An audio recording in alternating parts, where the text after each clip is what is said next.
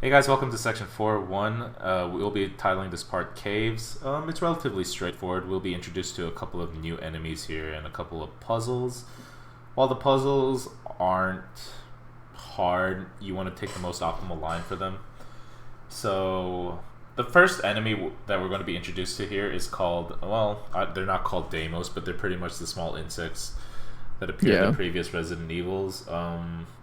If you get grabbed by one of them, there is a whole animation. While it's not as bad as RE3 Remake's animation, you're pretty much restricted for 6, 7, 8 seconds, or until the other player could shoot it off of you. But because we're not together for most of this chapter, if one of you gets grabbed, it throws off the whole cycle because both of us will be dealing with Deimos at the same time. But luckily, Deimos died of flash, and we'll be picking up a flash grenade at the beginning of this chapter right away. So no inventory here, so as soon as you get to the screen, just press up, ready up. Either player, you're going to shoot 1, 2 vases, and that second vase will have a flash grenade. And you can see from Cosmic screen, there will be a bunch of Deimos coming up. Not these, but a small hallway. Yeah, these ones you just want to run. Yeah, you want to run past these ones. You could just show that off. Yeah, so there's these guys right here. You just want to run past them. There's going to be one more Deimos at the top of this ladder. You can just go around to the left of him.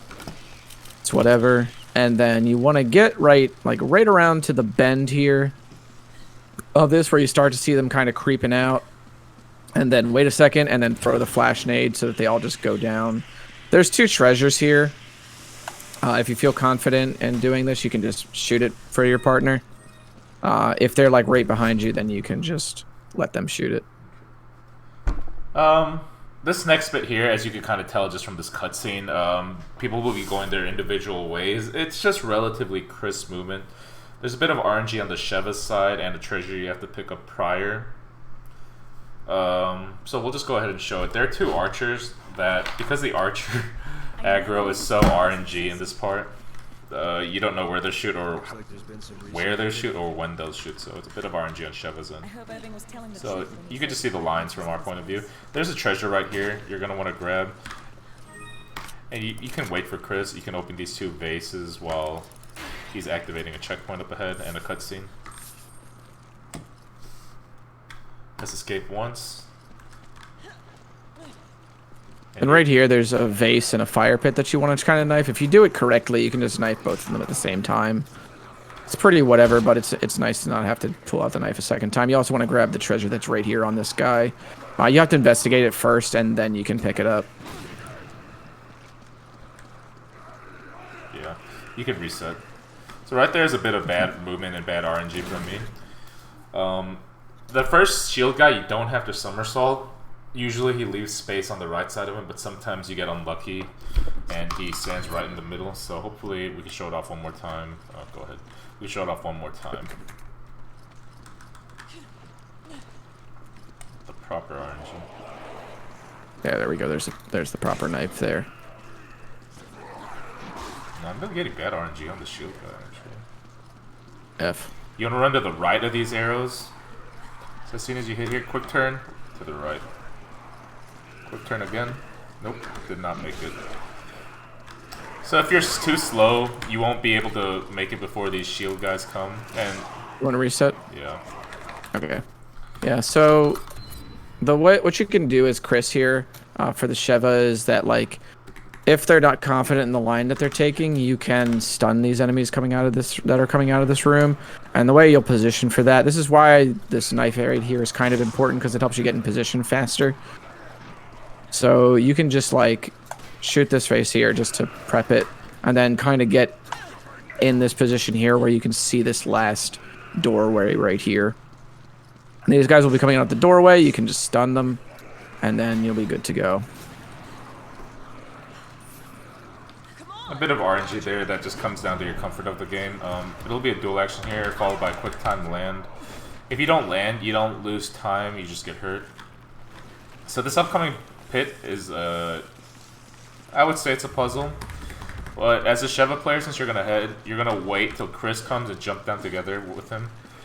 because you both want to hit the switch at the same time, so none of you get stunned off of it. So there are going to be 4 balls that bounce down to the ground, and there are cycles called 2 ball, 3 ball, 4 ball, and that comes down to how many balls hit each other when they're rolling down. So right now, it looks like it's 3 ball, because 1 ball just skipped it entirely. So 3 balls also the worst. We could just reset. It's a bit of RNG.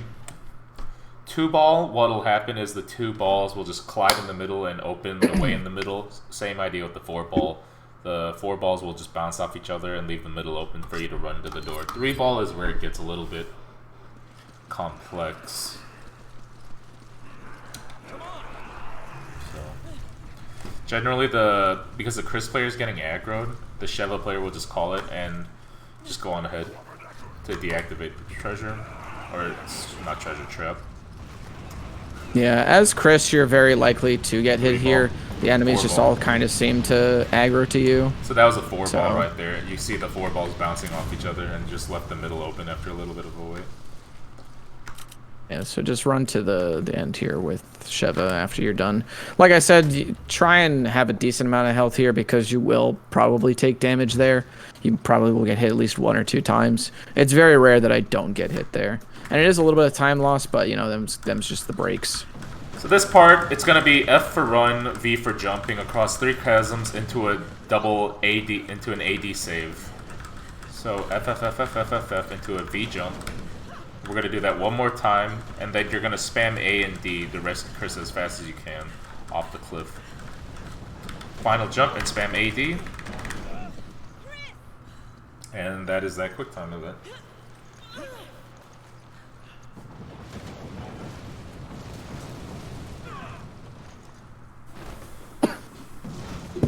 Shit. Alright, let me heal you. Okay. So this next bit, there are going to be 4 dual action statues that we need to hit together. Chris will be picking up the grenade launcher here as well. But oftentimes we go on our separate paths, and after we move the statue, we're going to each pick up a treasure, or we're going to be picking up a treasure that the statue leaves. Other than that, it's just simple movement. There's a bit of a timing thing on the 4th statue that I could just show you guys, or 3rd or 4th statue that I could show you guys, because that's where Deimos, the bugs, start to spawn, and to match up your timing with Chris. So, yeah, we'll just go ahead. First statue, I think, is relatively simple, right? Yeah, this is where the Chris player is actually going to pick up the grenade launcher. Ideally, the grenade launcher goes into your 2 slot, or the top center slot for inventory. And it's just going to be off here to the left, so you're just going to take a left here. Sheva player goes straight. The statues are in the 4 corners of the room, if that wasn't there. Well, they're not, but you just have to know where they are. So the Sheva player will always be ahead of the Chris player because he's picking up the grenade. Escape. Chris is going to pick up the treasure here, and then follow behind the Sheva. Second treasure is also free.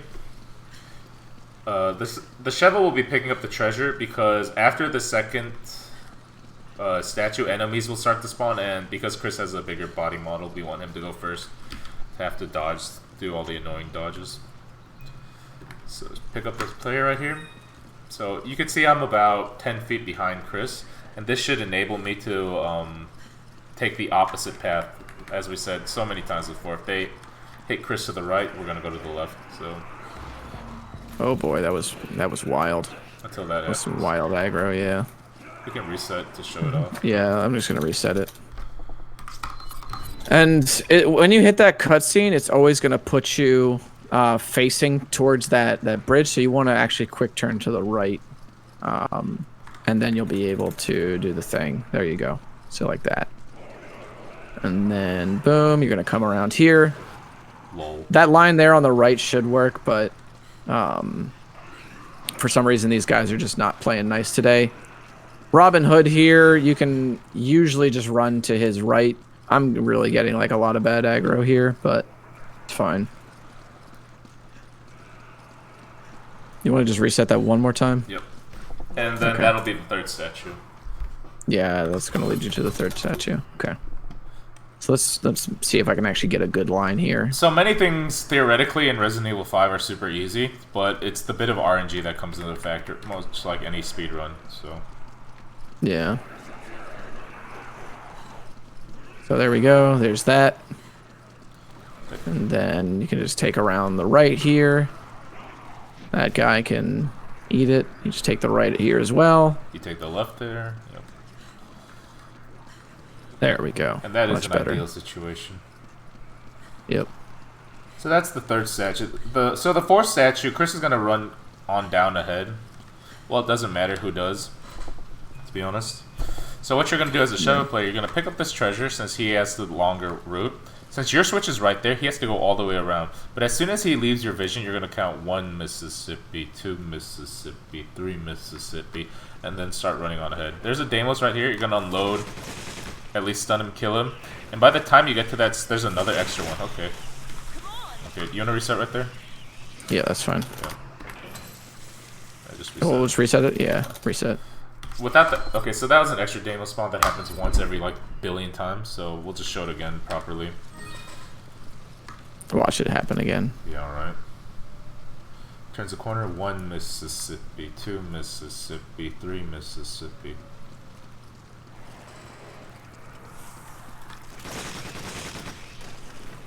By the time you hit the switch, you'll both have hit the switch, pretty much.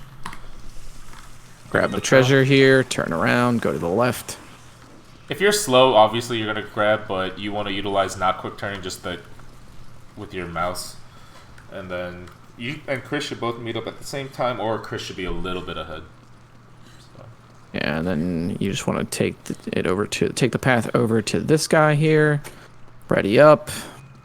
Before I do the switch, when we come back and we hit this threshold, another bat will spawn. But if you run to the right of it, it should be relatively free, like 90% of the time. So while he picks up the treasure, I'm gonna run to the right. So you're gonna run right here. And while he lifts up his arms to attack, you're just going to run. You don't have to fight him. Just keep running. You'll get dodge prompts sometimes, but don't dodge. Just keep running. He can't hit you. And both players need to hit about like 2/3 up the stairway before a cutscene activates. Spam F. It'll always be F. And then the boss will die. Right here, you're going to 180 and then go to the dual action door. For the end of the chapter. And that is 4-1.